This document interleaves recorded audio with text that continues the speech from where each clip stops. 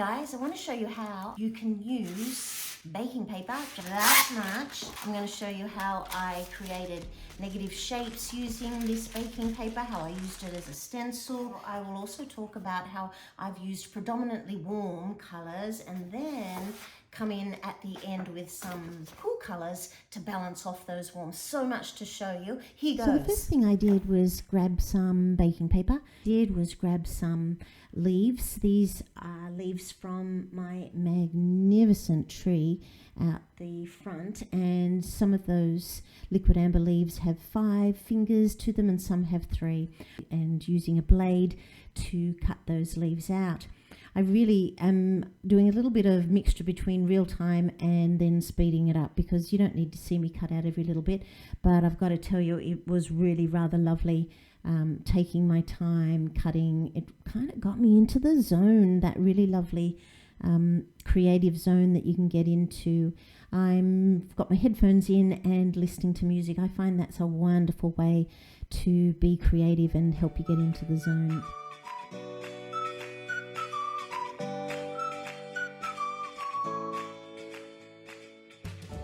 I now take the baking paper, pop all those little leaf shapes out, and I'm going to use them later to create another painting.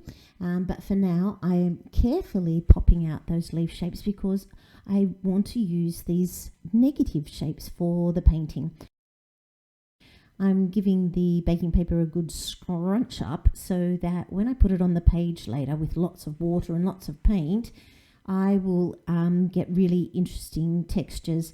You know, having said that, I don't usually paint with baking paper, and to be honest, I don't think that the scrunchie is completely necessary, but usually I use wax paper, and with wax paper, scrunching is really important. So I've come in now, starting off with this beautiful warm palette.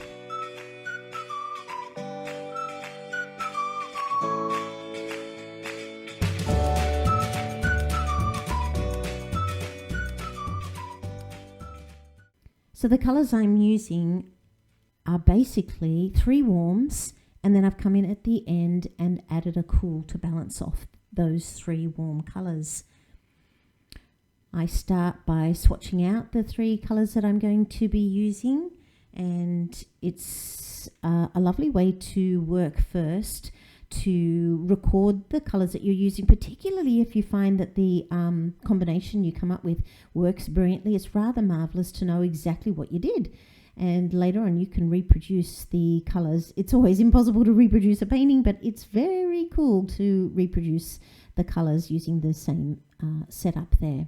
So I go ahead then and squeeze them out onto my palette.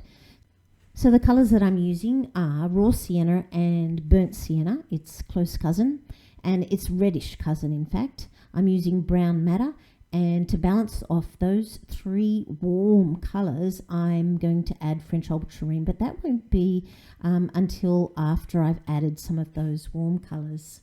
I'm now taping down the page, and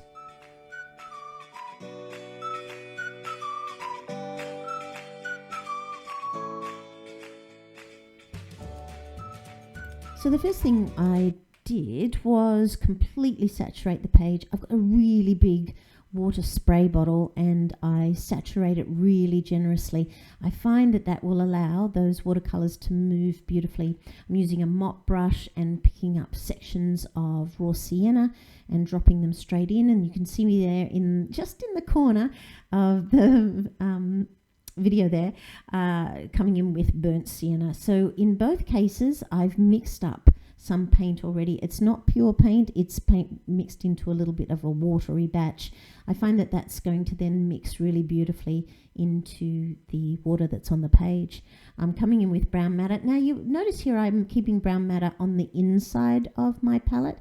The others are staples, so anything that goes in around the circle of my palette. It's Aquila wheel. I've got a video on that one. I'll put a link below in case you're interested. So the brown madder is not a staple of my colour palette, so that's why it's sitting on the inside, because I'll eventually just use it up and it doesn't tend to sit there. So now I'm coming in and adding some French ultramarine. I prefer French ultramarine because of its light fast quality over ultramarine. And I'm just mixing up a little batch to make it like quite runny, so that as I dribble and flick and add in little bits of blue paint, I'm finding then that the paint will mix quite lovely in a lovely way into the wet paint that's already on the page.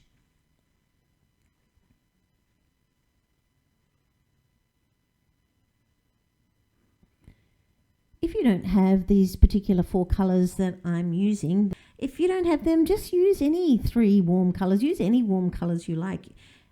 You'll get a really similar effect if you come up with I've used a warm yellow and a reddy brown and another version of a reddy brown. So if you've got something like that, just give that a go.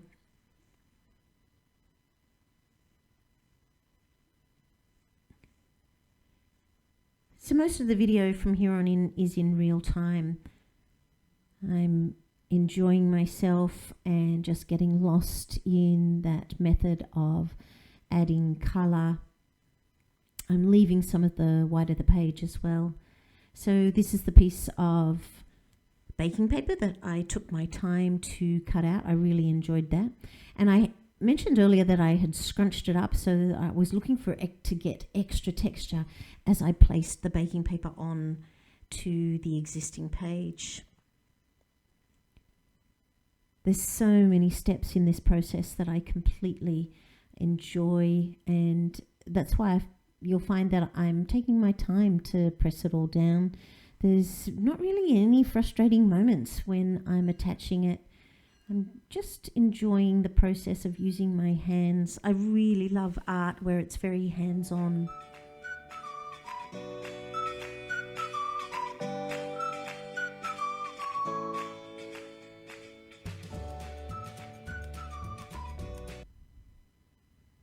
I'm just slowly zooming in there so you can see where the baking paper is in contact with the page and how there's lots of sections where it's not. So now I'm taking paint and adding it directly under the baking paper. This is one of the advantages of using baking paper. It's quite stiff baking paper, so that's why I'm adding paint underneath to get it to be in contact. I want that lovely contact between the baking paper and my page.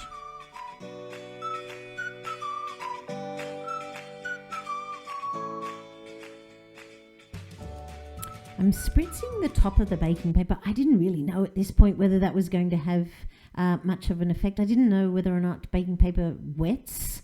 But, you know, if I think about it, it does. Because you know how you can't use baking paper in baking dishes? You know, I used it recently on lasagna and found that it just mixed in with my bottom layer of meat. And so I should have known at this point that, yes, it does actually wet. So I think spritzing it helped.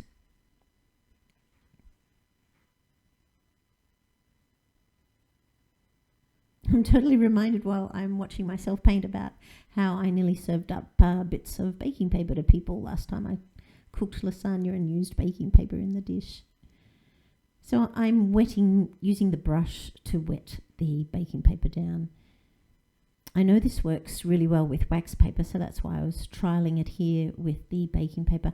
And I think it slowly did start to wet the baking paper and encourage it to come in contact with the page. You can see me constantly lifting the page as well as I go around, because if there's not enough contact, if there's not enough water and paint underneath, then I just load my brush up with different colours and lift the baking paper and add it under.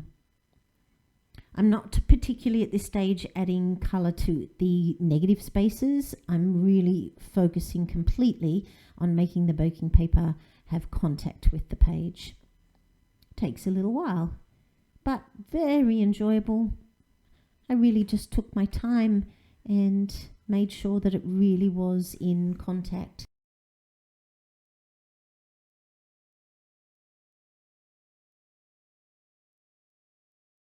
Plenty of time. I didn't have anywhere I had to be. I didn't have anyone that I knew was going to call in or anything else that had to be done. So I was able just to indulge myself and focus in on what I was doing. Really enjoyable. So I let it dry. And the next day... the paper is completely dried and it's just lifting off and separating beautifully. And so before I just remove it completely, I've had a little peek and I'll show you what it looks like underneath. So it's fabulous textures. I'm just going to put that back in position. Fabulous textures, but you can't see the leaf shapes. So because I really love those leaf shapes, the first thing I'm going to do is take this little sponge. It's just one of those little kitchen sponge. I think they're actually designed for cleaning the bathroom. Anyway, I'm gonna wet it. Oh, that water is yucky. I'm gonna wet it in the clean water and just spend a minute using this as a little stencil. I'm just trying to work out how to hold it in place so it stays there. And remove some of that colour so that the leaf shape is more obvious. Just get rid of that one as well. And then just lift it up and have a little look. Oh yeah, that's just beautiful. So I think I'll do that on most of the shapes. Just trying to keep them in position, because they're such beautiful leaf shapes, but they're quite abstract in form, so I really want to preserve them. I'm just going to wash it off in my dirty water and clean water. So these little sponges just collapse like that. That's what they do, is you use them, but they're a little more abrasive than a soft sponge. So they are brilliant for lifting water. Don't want it too wet, so I'll just remove some of that moisture. Dirty water, clean water, squeeze it right out. I only want it damp. Oops, I lost that bit there. Hard to see, I know, around my hands. Just see if I can mop that again. And I'm just in love with these shapes. This is wonderful. And over here, and the warmth that is emanating from the design. The warmth that is emanating from the colour is, oh, so beautiful. Really, really excited about that colour. Really excited.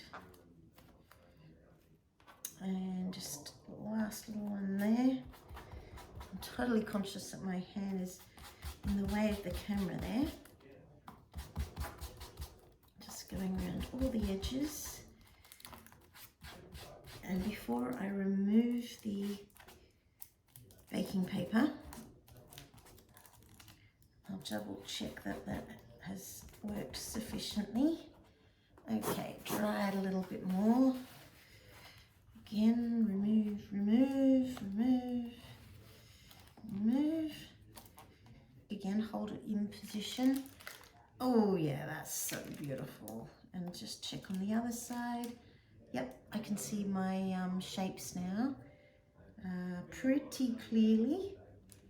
And not that one, but that's all right. I think I might make do. Now I'm going to take that one away.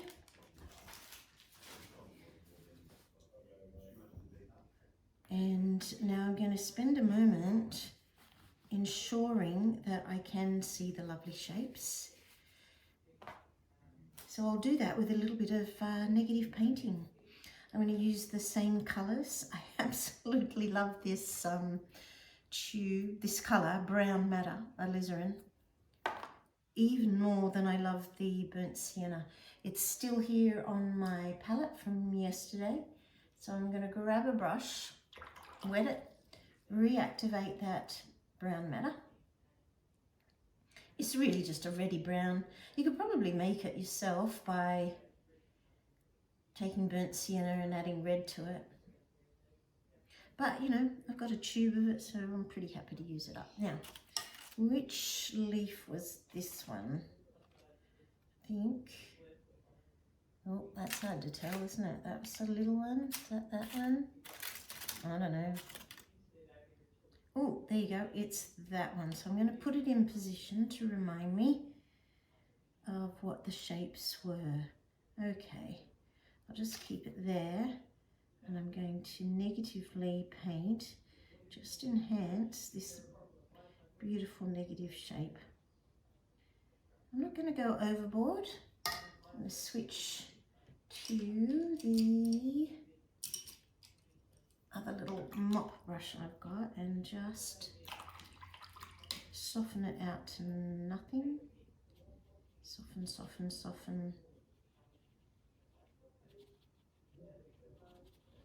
And there I've got that beautiful shape. That's just water that I'm using there. So this one comes up and it has folded over like that.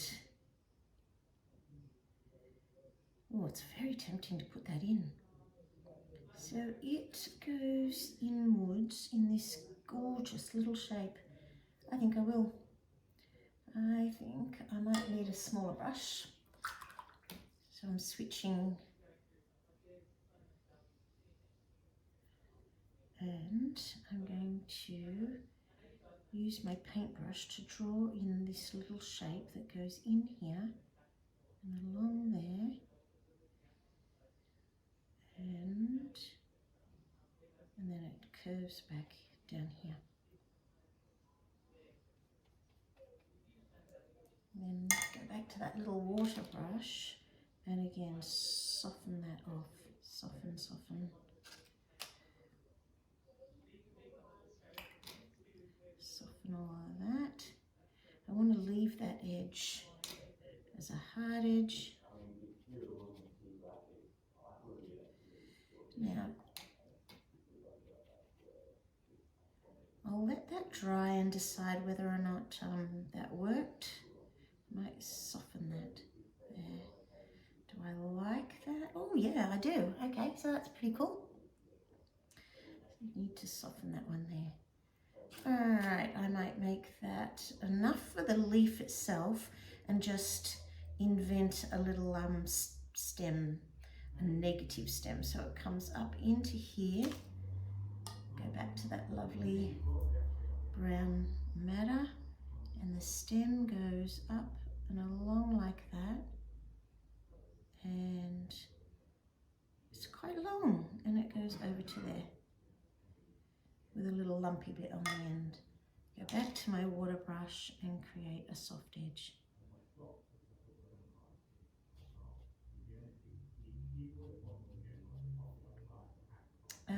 Now I could go on the other side.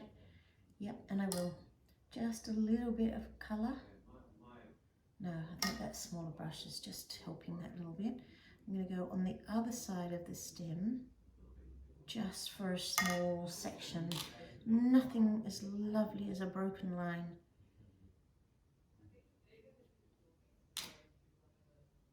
Just soften that off to nothing. Now, what other shape do I want to enhance?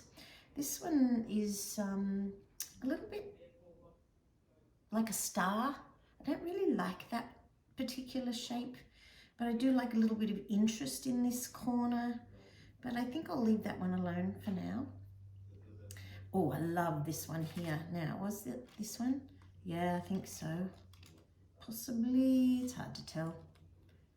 It can be that one now. Anyway, let's make it that one. It's got this fabulous shape there, so I'm going to start by enhancing this lovely, yes, it's a turnover. So I'm going to go on the leaf and then up over there and then into the leaf, behind the leaf. So I'm doing a little bit of negative painting. Lovely opportunity to make the little crenulated edge. Am I inventing a word there? Crenulated? It's a word kind of like that. Soften that one, and that's within the leaf, so I'll soften that one down like that. It goes up and out. Just going to soften that off. Right, that's good. I'm going to continue with this point of the leaf here and come down. And what does it do? It comes down there. Go use the tip of my brush to do all the little crenulations, and then it goes up and along here as well. Not really, but I'm inventing that one. And water again. Soften, soften, soften. I can soften a little bit of the internal shape if I just feel it's a bit too contrived. Okay, soften all of that. There's a leaf shape there, but I'm going to need to wait till that's dry to enhance it a little bit more, and I may not need to enhance it. For now, I'm just focusing on a few of the shapes. And so this stem is hidden a little bit by that. Well, it depends on the angle, doesn't it? Will I make it a little bit hidden? Just looking at my design, looking at this shape here, and no, I think I'll just make it come down there. Okay. More brown matter, and I'll make it a really thin stem and a little bit of crenulation. Serration, that's what that really is, isn't it? It's a serrated edge, and it actually curves around, so I'm changing the stem so that the stem goes that way. Soften the edge, soften the edge. Soften, soften, soften.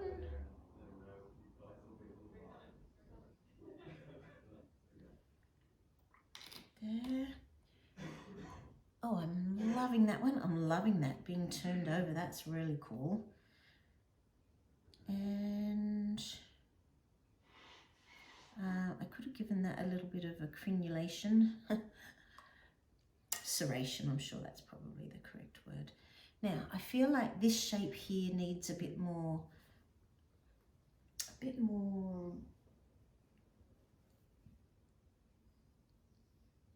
outline. Jumping off the page is not jumping off the page. I need it to jump off the page a little bit more. I quite like that some of the edges are rather soft and lost, but I do really like this edge here. It was probably this leaf. Could have been. Yeah, okay. Let's say it was this leaf, which means it's got this beautiful turned over section, which I can't do at the moment because it's really wet just there. So I might just enhance this edge here, and it has a little bit that's, I'll turn it over so you can see that that was actually turned backwards. So I could make that tip come this way and just, yeah, I think that would be a nice little point of interest. I think I'm going to invent that there. I'll put the leaf there to remind me of what I'm doing. Grab some more brown matter, and it goes in on a little angle. It's got a tiny little serrated edge and a little cute little thing that comes downwards there and goes up there. So I'm going to put more paint and then soften it. I'm just going to finish that bit. I want to keep within the leaf.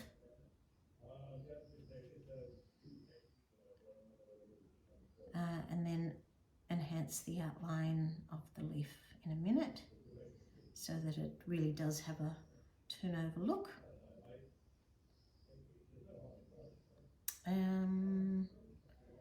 It's all a little bit damp, so it's dry up there, so damp, damp, damp there. And I don't want soft edges where I'm not in control of the soft edges at this point. Sometimes I don't mind letting go, but just not at the moment. That edge is quite straight.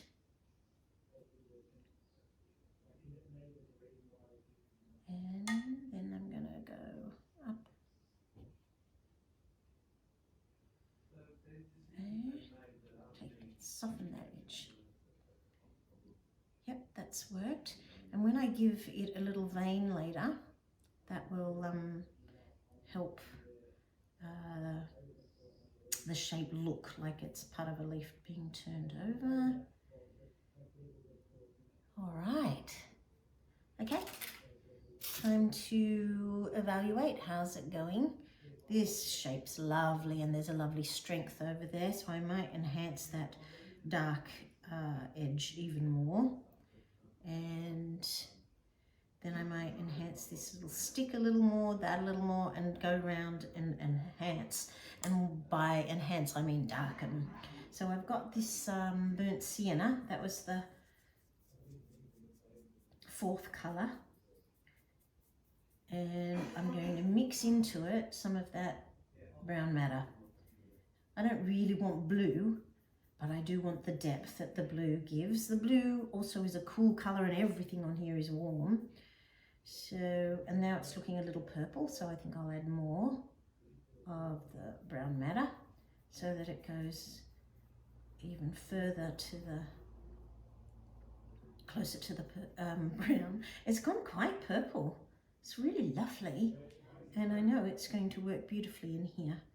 Now, too damp, damp, damp, damp, damp. But this, I'll start by enhancing the little stem. Comes up here and across here. Yes. Can you see it bleeding there? Which means I am not in control, and it's damp paper. Sometimes that fuzziness is lovely. I'm just softening that whole thing away. And that's really going to draw your eye to that point. So that's great. And I will enhance that by adding the tiniest bit on the other side. And again, soften away. Beautiful. Oh, I'm loving that. Now this edge needs to be enhanced. Oh, I'm pretty excited about where this painting is going so far. I'm really glad I didn't enhance this shape too much. I don't like it. So it can just stay like that, or I might change or add a bit of more leaf shape that covers it a bit after. But at this point in time, I need that to dry, and then I can come back to the next step.